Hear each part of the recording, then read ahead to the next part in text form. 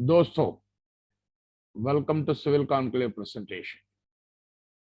अपन बात करेंगे basic construction supervision guidelines. ये हमने 10-12 पार्ट में कर दिया हूं। आज अपन पहले पार्ट बात करेंगे जहां एक्सकवेशन और बैकफिलिंग के बारे में। आजकल बिल्डिंग इंडस्ट्री है बहुत तगड़ा आगे बढ़ गया। इसके कारण हेल्थी कंपटीशन भी होता है और हर कोई इंजीनियर को ये फोकस करना है कस्टमर का कैसा सेटिस्फाई किया जाए। कस्टमर का सेटिस्फैक्शन जनरली काम की क्वालिटी, काम की प्रोडक्ट, काम का टाइमली डिलीवरी और काम कितनी सस्ता में बनता है, इसको ऊपर होता है। हम लोग को हर कोई आदमी जानते हैं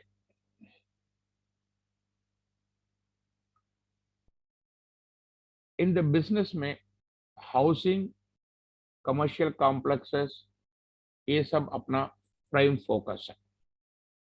इसके कारण अपन अपन सब कस्टमर को ट्रबल फ्री, इसका मतलब बेकिचक बेतकलीफ का फ्री हाउसिंग, कमर्शियल प्रेमिसेस, जिससे आपका मिनिमम मेंटेनेंस और अच्छी स्ट्रक्चरल सेफ्टी और ऑक्यूपेंसी का सेफ्टी, ये सब कुछ मिलता है वो देना चाहिए।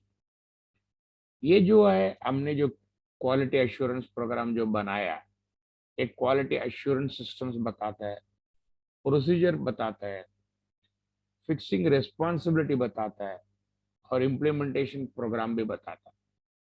ये आपको ये क्लैरिटी देने के लिए ये मैनुअल बहुत आसान से रहेगा और आपको अच्छे से समझाएगा और आपको पूरी तरह से जितनी कोशिश करता हूँ जितनी समझाने के लिए।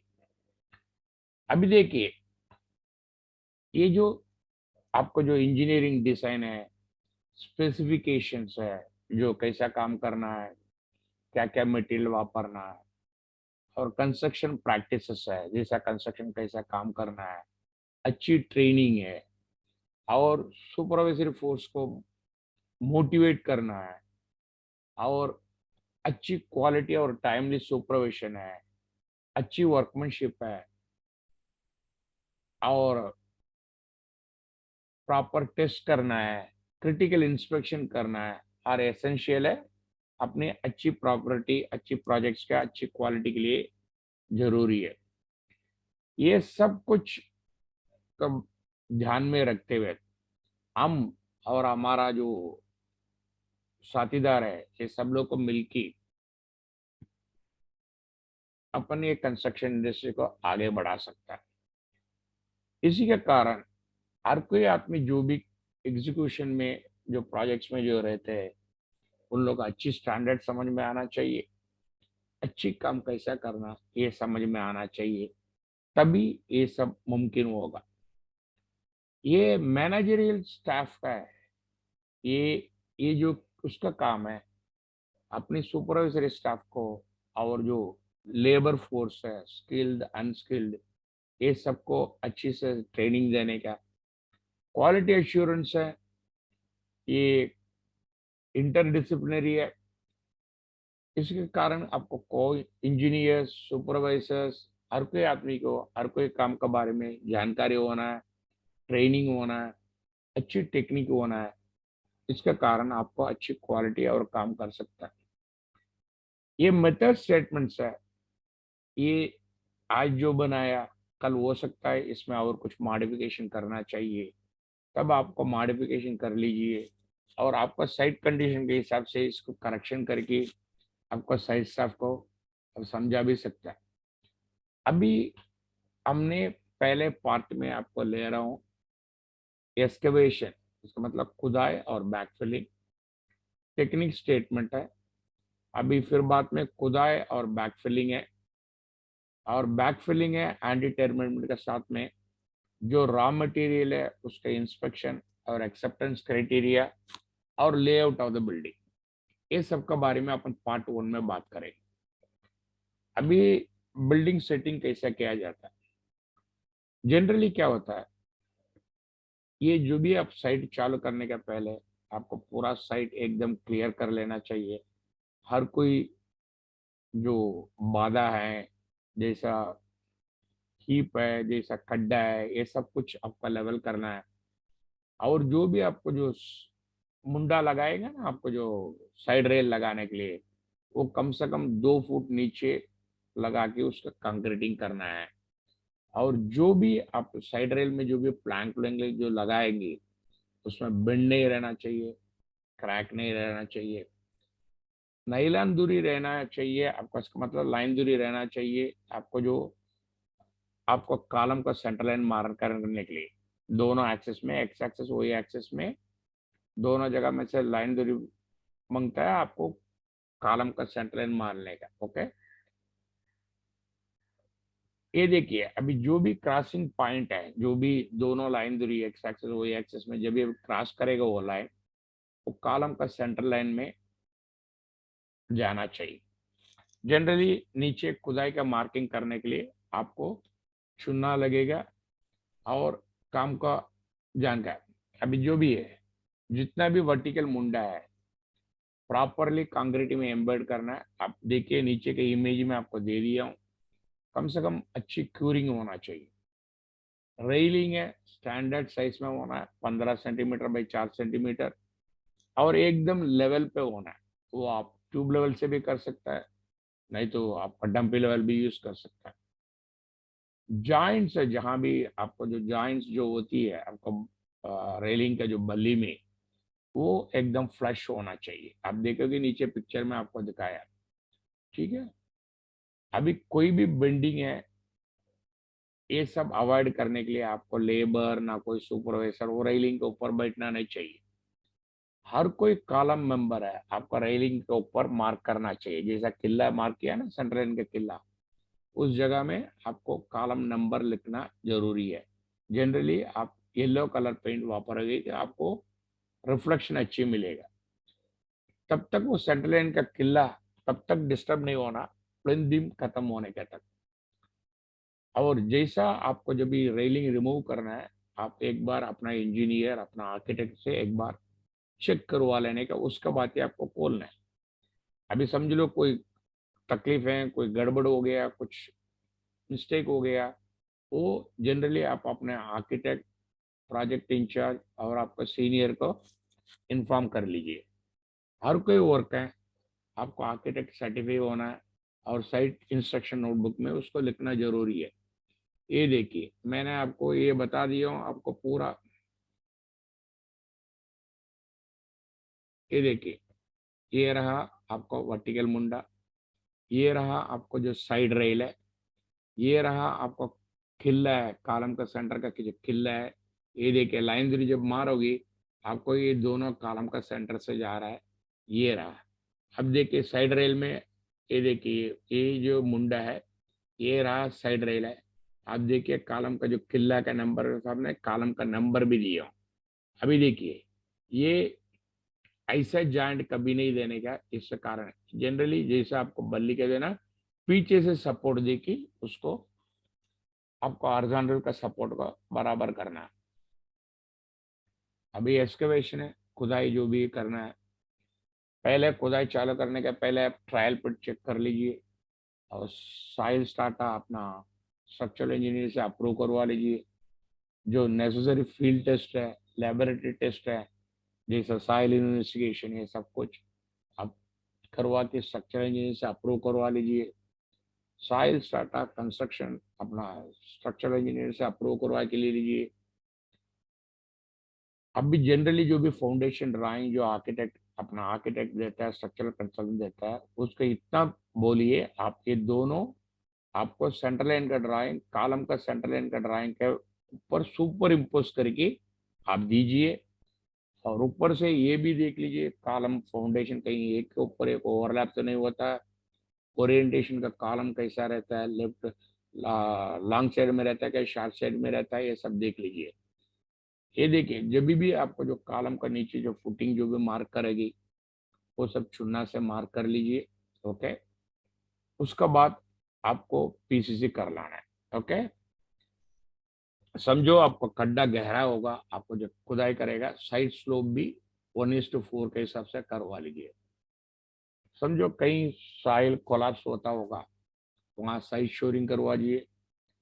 ट्री का रूट जो भी जरूर चीज नहीं है वो सब निकलवा लीजिए। डी वाटरिंग, जब ये पानी आएगा तो उसको निकलवा लीजिए। एक्सकेवेटेड मटेरियल है, एक्सकेवेटेड पिट से दूर रखिए। और जहां भी एक्सकेवेशन चलता है वहाँ हेवी इक्विपमेंट, गाड़ी, ये सब कुछ नजदीक में जाना मत दीजिए, क्योंकि उसके कारण आपको कोलैप्स होने का डर रहता है। बैरिकेड करवा लीजिए आपको एक्सकेवेटेड पिट को, और सेफ्टी रूल्स का फॉलो करिए।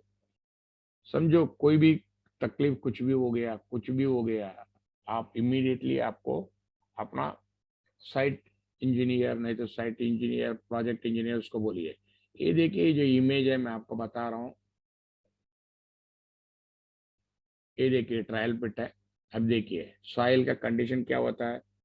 पहले होता है ब्लॉक कॉटन सॉइल, फिर बाद में होता है सिल्ट और ग्रेवल होता है, फिर साडू सॉइल होता है, फिर आपको मोरम होता है। जैसे आपको सेंटरिंग करने के लिए जो भी है, अब देखिए दोनों लाइन दूरी बराबर जा रहा है।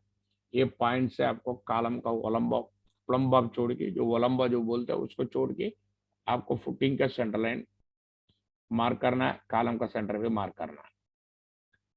अभी अभी अंदर का फिलिंग क्या करेगा, मुरम है। मुरम है, जो भी आपने जो एक्सकवेशन जो किया है, उसी साइल अच्छी क्वालिटी का होगा तो आप उसको ही वापर सकता है। नहीं तो उसका अंदर आपको झाड़ का टुकड़ा, पत्थर, कचड़ा, ये सब नहीं होना है, वो देख लीजिए। दूसरा है सैंड भी आप यूज कर सकता है, बट आजकल सैंड बहुत महंगा हो रहा है, इसके लिए वो सैंड है जहाँ जरूरी है वहां होता है। रबल है, जो आप सोलिंग के लिए जो रबल वापरोगी वो एकदम कड़क होना चाहिए। ओके, उसका साइज होता है 8 इंच से लेकर 9 इंच है। जो भी मटेरियल है, जैसा रबल का सिवा बाकी जो भी मटेरियल वापरोगे, जैसा मुरम, रेती, जो भी रहेगा, उसका अंदर कोई कचरा वचरा जरूरत नहीं रहना चाहिए। ओके, समझो आपको उसमें कचरा में पत्थर जैसा बड़े बड़े होता है, उसको आप तोड़ के छोटा करवा लीजिए। समझो अभी आपको मुरम आपका साइड पे कम पड़ रहा है, आप बाहर से मटेरियल मंगाते हैं, उसको आप एक बार चेक करवा लीजिए। आपका साइट इंजीनियर है, नहीं तो आपका स्ट्रक्चरल कंसल्टेंट से अप्रूवल ले लीजिए। ओके, और अभी देखिए वेल स्प्रिंग, ये है जो भी है, ये जनरली अवॉइड कीजिए। देखिए अभी पानी है, पानी जो भी आता है नेचुरल इश्यू से आता है। ओके, ये आपको एसटीपी के ऑलरेडी होगा, एसटीपी के जो ट्रीटेड वाटर रहता है वो भी आप कॉम्पैक्शन कर सकता है, तो कॉम्पैक्शन के लिए यूज कर सकता है, नहीं तो बोरवेल वाटर यूज कर सकता है। एंटी टर्मिट सोल्यूशन है।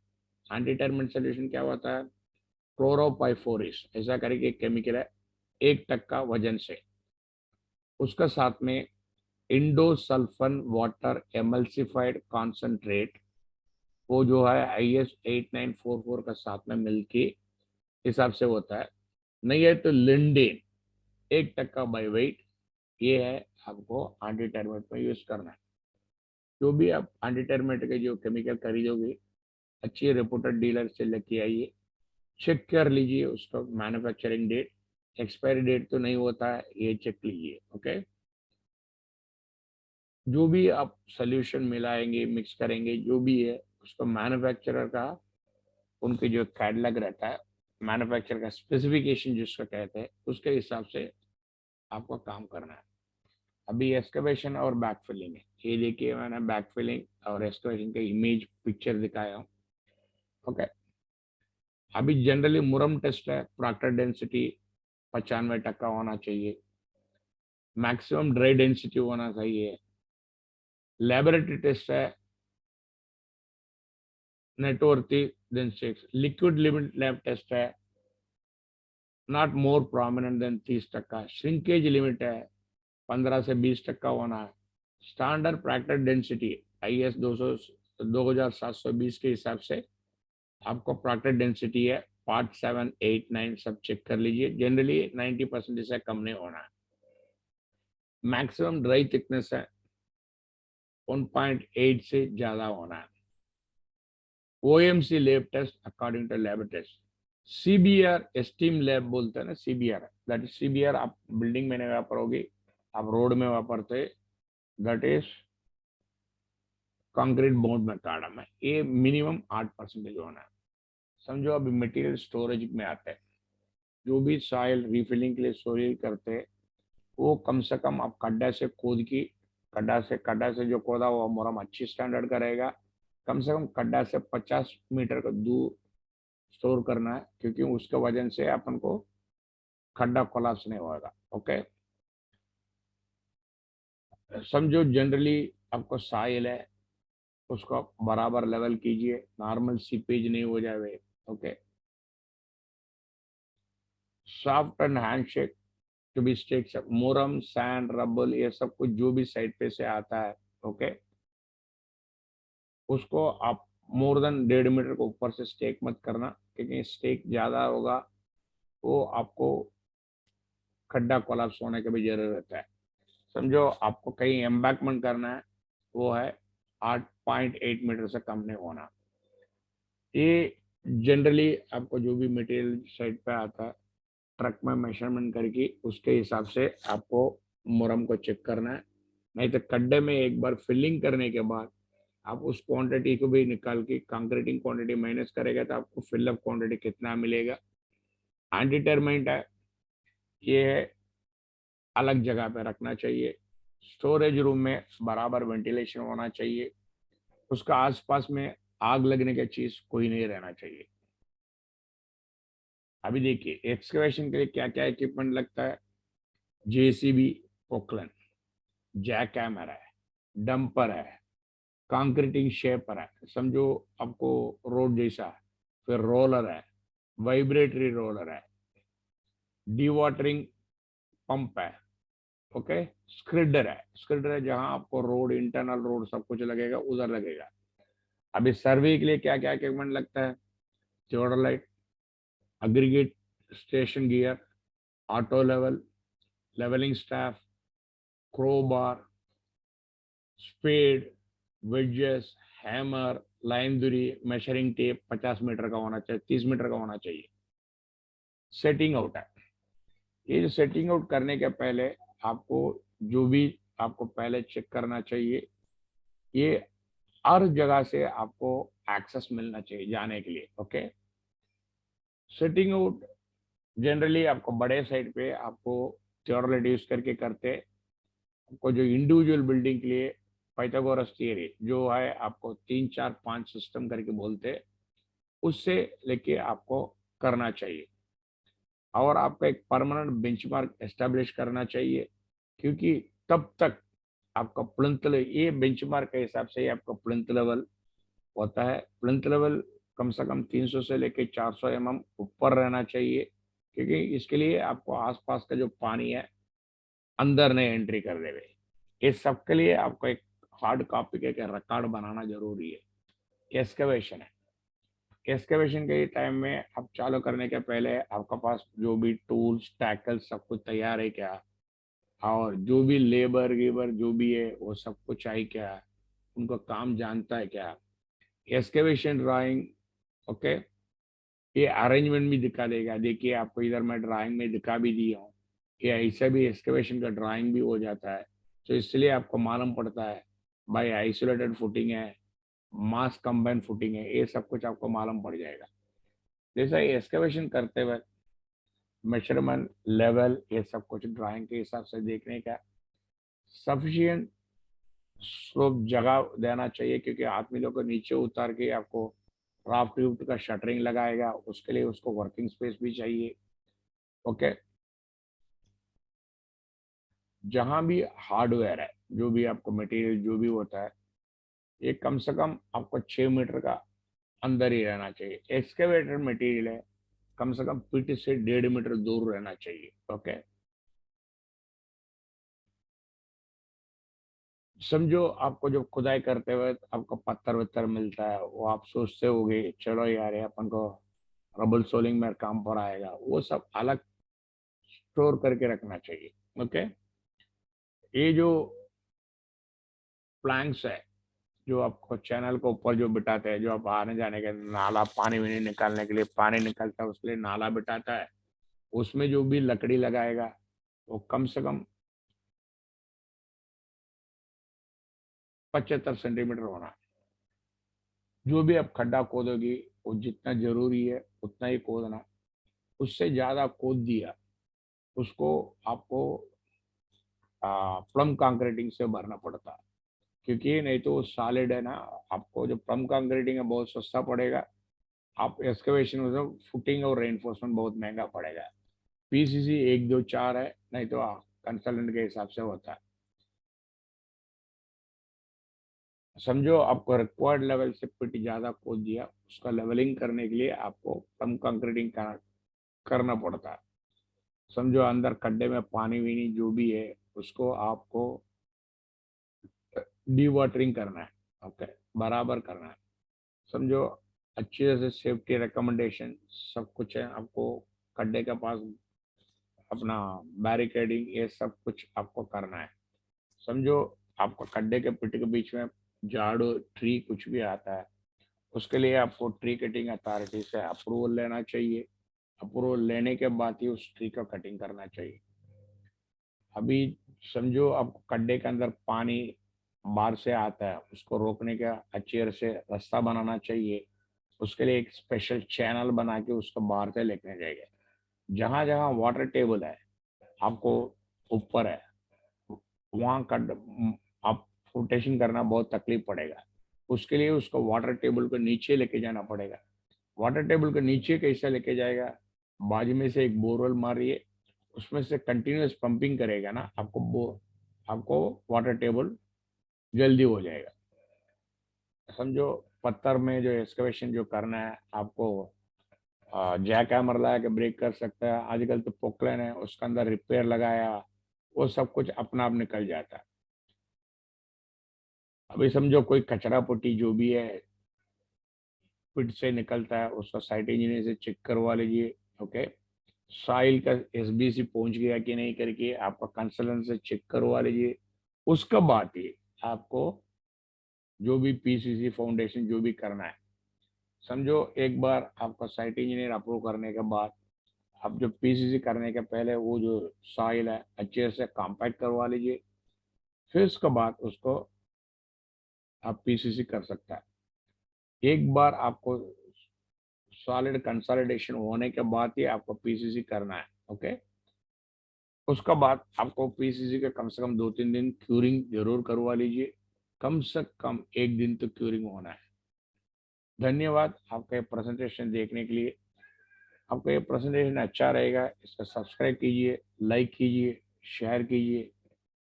इसका कारण मैं आपको अच्छी अच्छी प्रेजेंटेशन और भी दे सकता हूँ। धन्यवाद आपका ये प्रेजेंटेशन देखने के लिए। Thank you.